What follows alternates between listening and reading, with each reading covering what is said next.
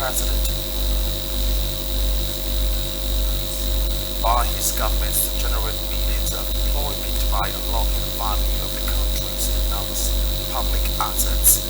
They claims that the Nigerian government, which prioritizes economic revival, wants to raise at least $10 billion to boost the foreign exchange liquidity, which will stabilize the country's currency of the naira. The president made this revelation on Tuesday in Abuja at the first public wealth management conference, which was sponsored by the Ministry of Finance Incorporated, a government institution. The subject of the conference was championing Nigerians' economic prosperity. The Vice President, Kashim Shettima, represented by President Tinubu at the occasion, and President Tinubu emphasized the low-hanging fruits of locating, combining and optimizing returns on government-owned assets valued at trillions of naira. The President said in his keynote address the Nigerian government has set a goal to raise at least $10 billion in order to increase the foreign exchange liquidity, and the key ingredients to stabilize the naira and grow the economy. Ensuring the boost possible management of the government's investment and assets in order to maximize their potential for income generation is at the heart of things.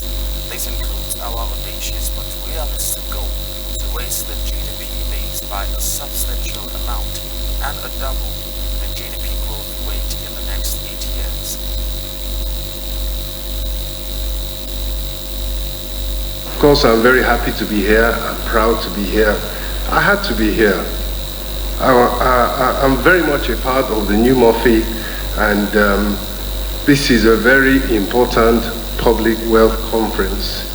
It's a platform that allows, just as Dr. Armstrong Takang has said, it allows the engagement of MITV with both its stakeholders, the private sector in general, and government. So I will join Dr. Armstrong in welcoming all of you, and I welcome the Minister of Industry, Trade and Investment, Dr. Doris Anite, who's a very important part of today's occasion.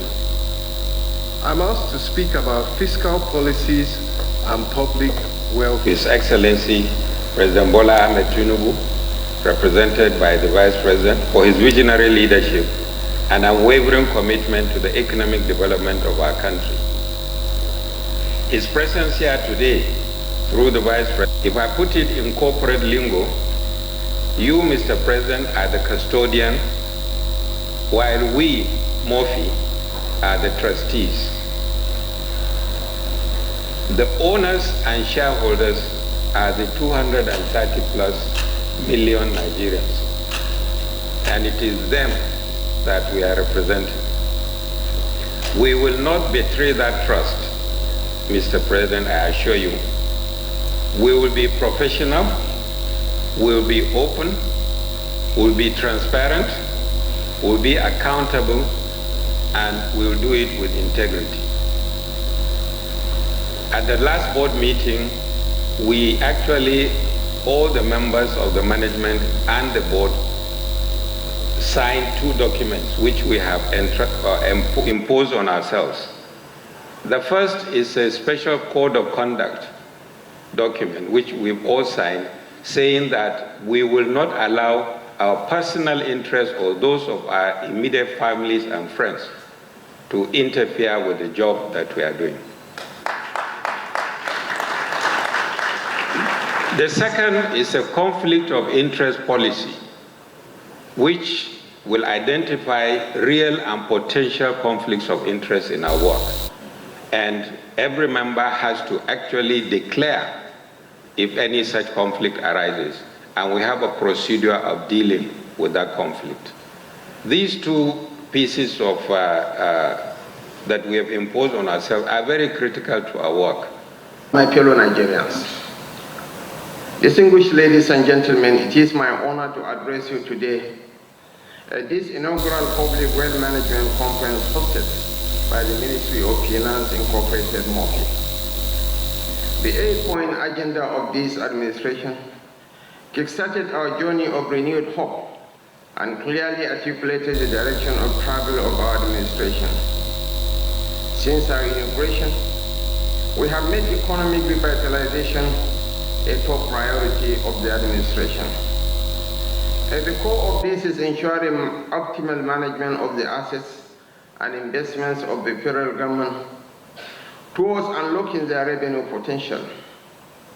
This includes our bold and achievable plan to double the GDP growth rate and significantly increase the GDP base over the next 8 years. 3 key priorities are at the forefront of this agenda.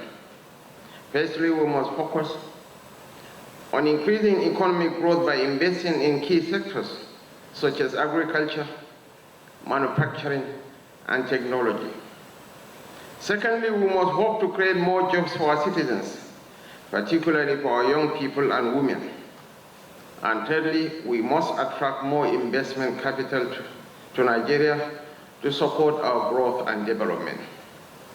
More recently, the federal government set a goal to raise at least $10 billion in order to increase foreign exchange liquidity, a key ingredient to stabilize the naira and grow the economy.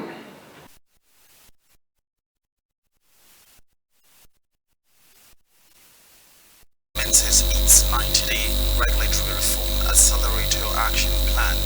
The Vice President, Senator Kashim Shettima, has demanded a stronger synergy and adoption of technology from stakeholders in the public and private sector to further enhance the business environment in Nigeria.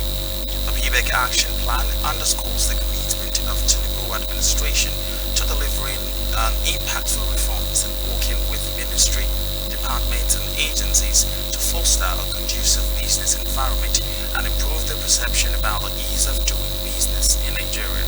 The Vice President, who gave the charge on Tuesday during the second PBEC meeting he chaired at the presidential villa in Abuja, noted that a robust engagement among the stakeholders in adopting relevant technology will help in addressing the bottlenecks experienced by operators in the nation's entry points, as well as in the areas of business regulations.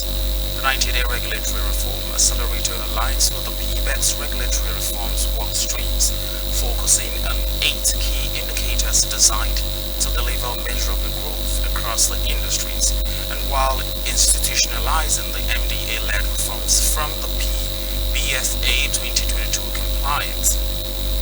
The Special Advisor to the President on PBEC and Investment, Dr. Jumoke Uduole, however, explained that the 90-day accelerator will deliver a measurable expert focused on impact for productivity and competitiveness across the key sectors to improve the Nigerian business environment and support the economic initiatives of the Tinubu's administration.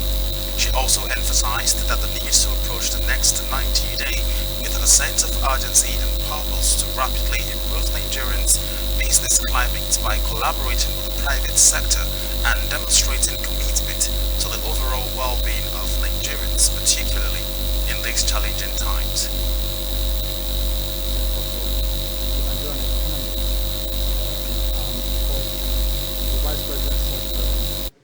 Answers and contributions from members of the council, and it was a very robust session. Different ministers had a lot to say.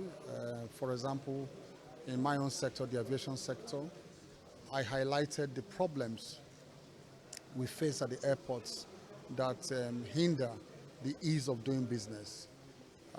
And for exactitude, just to tell Nigerians that we are very concerned about the multiplicity of agents at the airport, agencies at the airports, government agencies, and the attitude of these officers of these agencies. So it's not just about the multiplicity, but what they do at the airports too, in terms of harassing Nigerians or visitors coming into Nigeria or going out of Nigeria, searching their bags, asking for gratification, and here and there. The president, you know, this government is very concerned about it. The vice president is on top of the issue. We looked at various ways to address that issue. We also looked at the problem where our local operators of airlines don't have access easily to aircraft on leases around the world and why they are struggling with a few aircraft to service so many routes in Nigeria. We looked at all of that, but I think the details as time goes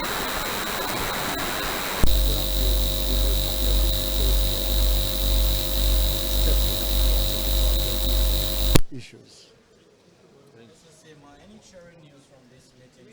Can we speak? A 90-day regulatory reform accelerator. So that is really what we took the council members through. As you saw, we had representation from the judiciary, one of the honorable justices of the Supreme Court. We had the distinguished senator. We had all our ministers and a very robust conversation. We're looking at the regulatory pillar. For the next 90 days till May 20th, ministries, departments, and agencies have their targets, which we will release to you and make publicly available. Yesterday, we had a stakeholder engagement with over 36 MDAs, from customs to immigration to NAFDAC to SON to CAC, all the issues that PEBEC is known to tackle. Some of our reforms have unwound. We're coming back with them. Just to make sure that we track things, the incorporation of companies within 48 hours, all the visa on arrival within 48 hours, those things need to come back. What gets measured gets done. So the PEBEC Secretariat has come together with a scope of a 90-day accelerator.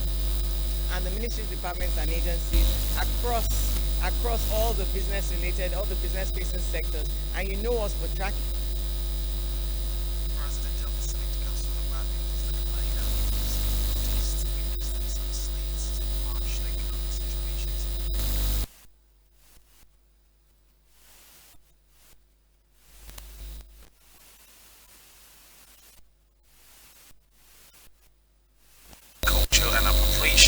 by the Senator higher, while stressing the need to immediately address the issue of hunger in the country.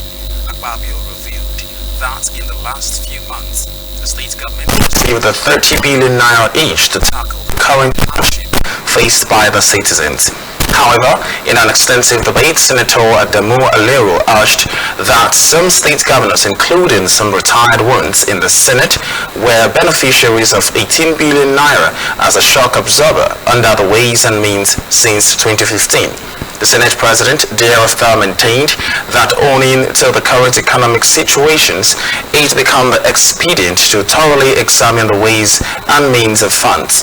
The Deputy Senate President, Barrow Jibrin, also explained that the intervention monies were expended outside appropriation without the knowledge of the Parliament, and so noted that the lawmakers have a right to interrogate the expenditure.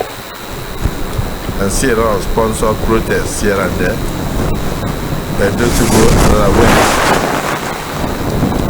Most of those sponsored protests are not aware of the kind of effort being made by this Senate to tackle the situation, together with the joint management team of the federal government of Nigeria.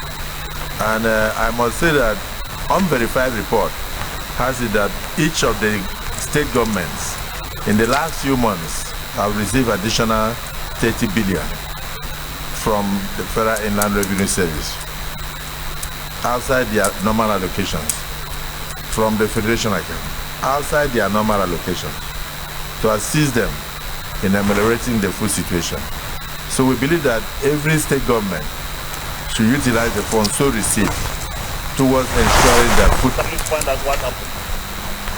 Mr. President, distinguished colleagues, nobody in this chamber should suggest that we shouldn't look. What this chamber approved was 819. The House of Representatives has passed for a second reading a bill of seeking to amend the 1999 Constitution to allow for the establishment of the state policies across the country.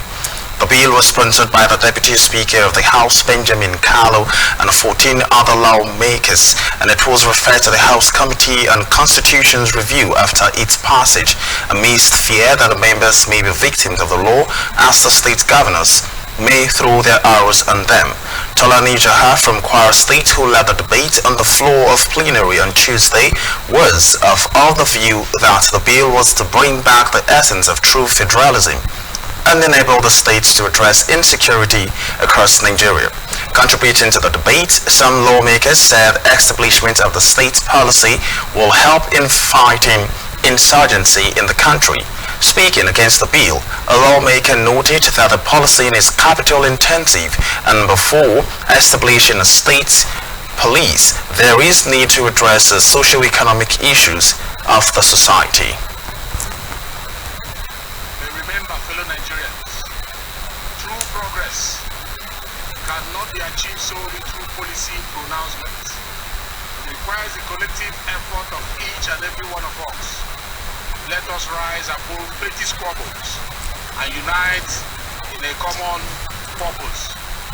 Let us channel our frustration into constructive criticisms, into holding ourselves and our leaders accountable, and always with the betterment of our nation as a guiding star. Let us focus on the broader campus, on the multitude of measures being taken to address the root causes of inflation, streamlining foreign exchange flows, tackling food shortages, and investing in critical infrastructure. These, coupled with collective spirit of enterprise and perseverance, hold the key to unlocking price stability and...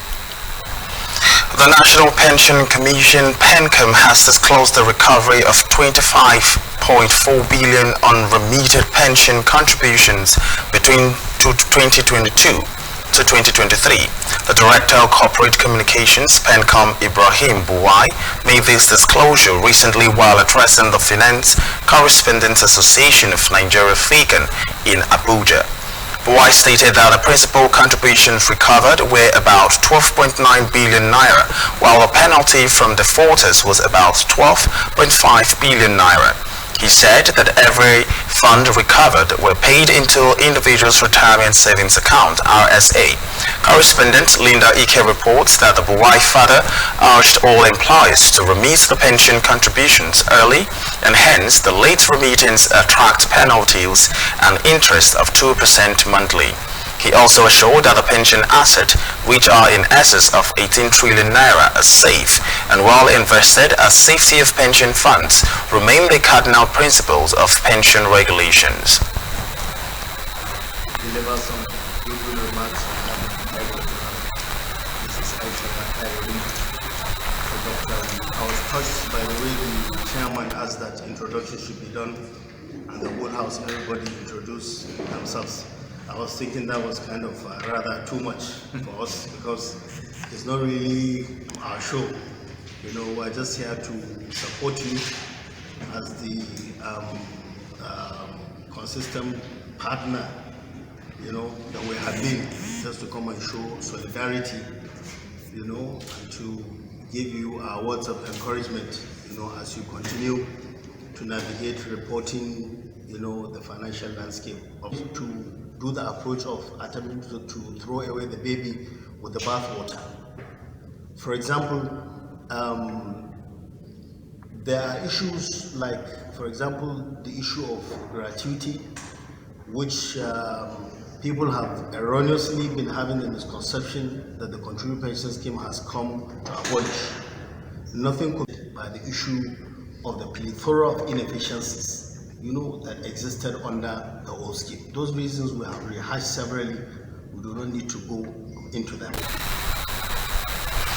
The New Nigerian People's Party has advised Rabiu Kwankwaso and other fictional party members to meet with the founder of the party, Boniface Aniobanam, to resolve their differences. The Secretary of North Central Zone of the party, Philip Haruna, gave these advice on Tuesday while addressing journalists in Abuja. Haruna said that the meeting is necessary so as to seek forgiveness from Aniobanam and God Almighty for insincerity of purpose on NNPP. He also called on the well-meaning Nigerians to prevail on Senator Rabiu Kwankwaso on the redemption of his pledge and promise of 100 million naira constituency fee to him for introducing the former governor of Kano State to the founder of NNPP. Haruna explained that the former NNPP presidential candidate pledged to give him 100 million naira if he connects him to the founder so as to secure the 2023 presidential ticket. The Secretary of the North Central Zones lamented that the former candidate is yet to redeem his pledge to him. I have sat with His Excellency Engineer Rabiu Musa Kwankwaso on 2 different occasions in respect to the prevailing crisis, and advised him then to resolve the difference between him and the founder of NNPP, Dr. Boniface Okechukwu Anebona. He failed to listen to my advice because he arrogantly wants Nigeria to erroneously believe he is the founder and owner of NNPP. Go and search it. Wheeland Plaza is the root and the secretariat of NNPP. When Kwankwaso came, all what he did is for administrative something. He now said that we can be using one of the his building that is defunct, because Kwankwaso himself has once floated a political party that did not fly. Arising from a stakeholder meeting on February the 20th, the Nigerian Association of Road Transportation Owners (NATO) confirmed that it has resumed operations after a down tooling for 2 days.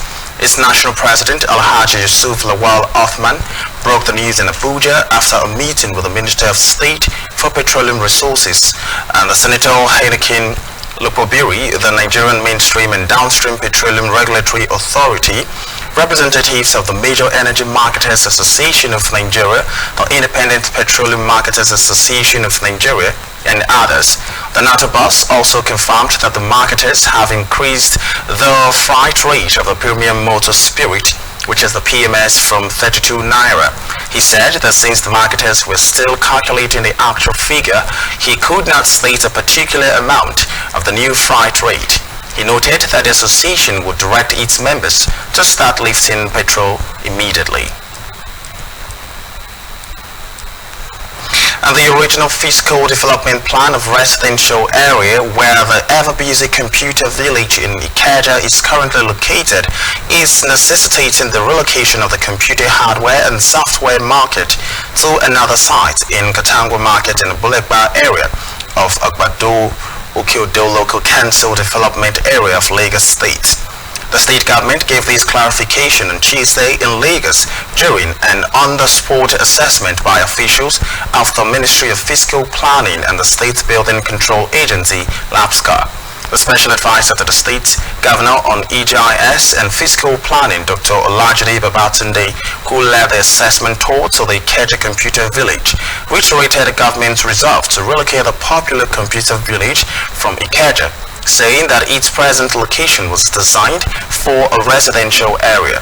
With a master plan in place for the planned location, he said that there is a vacant site at Katangwa Market which is more spacious and conducive, pointing out that the occupants of the computer village will be relocated and resettled properly at the Katangwa, with the state government already engaging the traders and other occupants in fruitful discussion.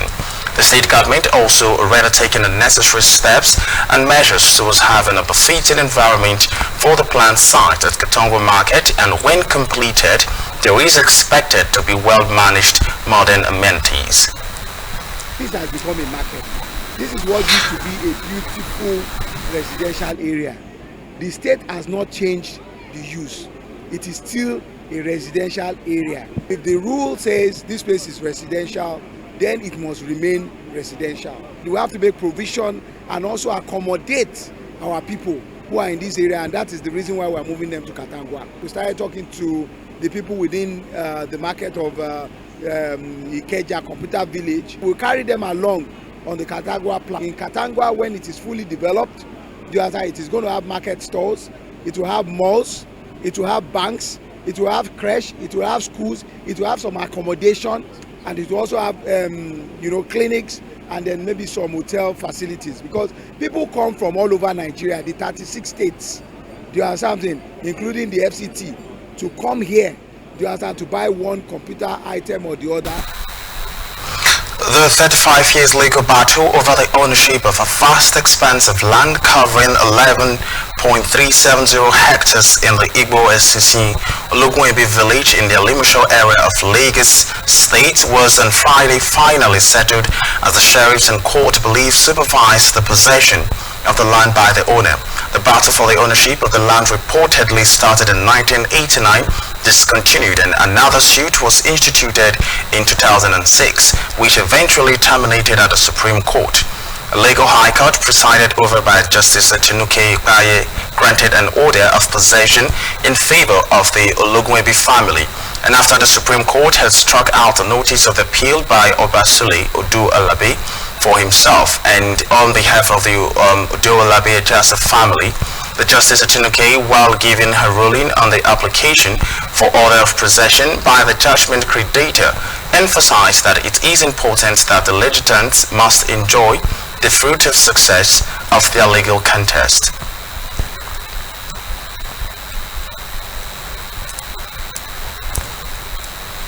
And moving on to the foreign scene, and South Africa will go to the polls on May 29th to choose a parliament which will in turn pick a president, Cyril Ramaphosa announced on Tuesday. And this year's votes may prove historic, with opinion polls and showing Ramaphosa's ANC and party in less than 50% for the first time in South Africa's 3 decades of democracy. And the mother of Alexei Navalny urged the Russian President Vladimir Putin to immediately release the body of her son in her first comment since the death in an Arctic prison, and Putin's main political opponents died in his penal colony on Friday. And Russian authorities say that his team says that a 47-year-old has murdered his widow, Yulia Navalny, who has vowed to continue her husband's work, echoed his mother's call and repeated accusations against Putin's over Navalny's death.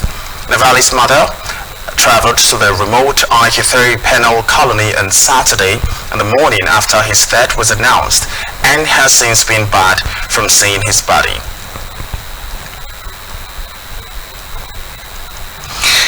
And now we take some stories in sport. Moving on, the Paris Saint-Germain striker Kylian Mbappe has agreed to join Real Madrid this summer. The French captain, 25, has told the PSG that he intends to leave the club with the current contract expiring in June.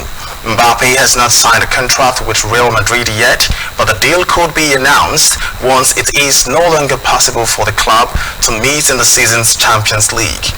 The World Cup winner is PSG's record goal scorer with 244 goals. Mbappe wanted his future sorted out before March, so on the 13th of February, before training, he met with the PSG president Nasser Al-Khelaifi and told him that he was leaving and joining Real Madrid. And Sheffield United manager Chris Wilder has been fined £11,500 by the Football Association for comments about the referee Tony Harrington after his sides lost to Crystal Palace in January. And Wilder described Harrington's display as ridiculous, and he also said that he had been told by the Premier League referee before the game that every 50-50 decision would go against his team. And the FA said that his comments constituted improper conduct, and as well as criticizing Harrington, Wilder and also accused one of his assistants of showing a lack of respect for eating a sandwich when he went to speak to them after the game. He was charged on the 14th of February with FA saying that his comments imply bias and or attack the integrity of the referee or referee generally and or bring into the game into disrepute. And that's where we draw the curtain in tonight's news. I am Victor Daniels. Good night.